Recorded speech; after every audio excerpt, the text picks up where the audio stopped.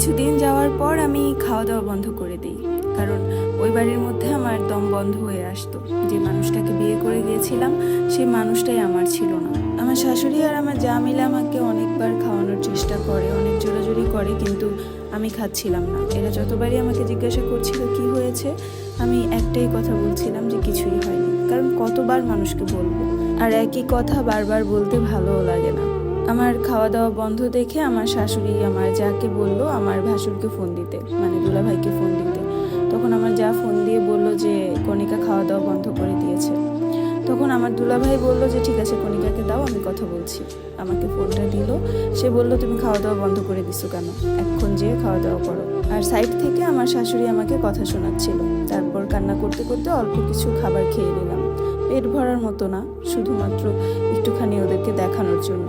আর বাড়িতে আমার সাথে যত কিছুই হয়ে যাক না কেন, আমার স্বামী কখনোই এগুলো জানতেও চেত না এবং জানার ইচ্ছাও সে পোষণ করতো না।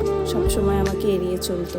পরদিন সকালবেলা যখন সে খেতে বসছে, তখন আমার যা পাশ থেকে বলল যে তুমি শুধু খেয়েই যাচ্ছ, বাড়িতে আর কেউ খেয়েছে কিনা তার কোনো খেয়াল আছে তোমার?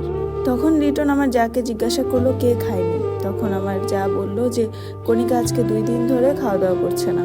আমার স্বামী ঘরে ঢুকে আমাকে বলল কি রে, কি নাটক শুরু করছিস, খাওয়া দাওয়া করিস না কেন, এত কিসের নাটক তোর? আমার শাশুড়ি সাইড থেকে বলতেছে তুই ওকে নিয়ে বেড়াতে যাস না, ওরে নিয়ে আড্ডা দেস না, এই কারণে ও এরকম শুরু করছে। আমার শাশুড়ি এও বলল আজকে থেকে ওকে সাথে করে দোকানে নিয়ে যাবি, দোকানে নিয়ে যেয়ে বসিয়ে রাখবি তোর সামনে।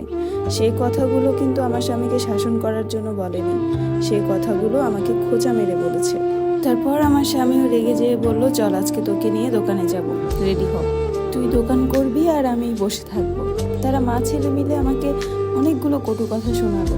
আমি তাদের কিছুই বললাম না, শুধু চোখের জল ফেলে গেলাম, কারণ কার কাছে কি বলবো, তারা সব এক।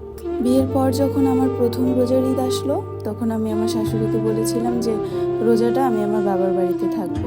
তখন আমার শাশুড়ি বলল যে না, রোজার মধ্যে কোথাও যাবা না, ঈদের দিন বিকালবেলা যাবা। আমার শাশুড়ির কথা মতো তাই হলো, আমিও আর কিছু বললাম না।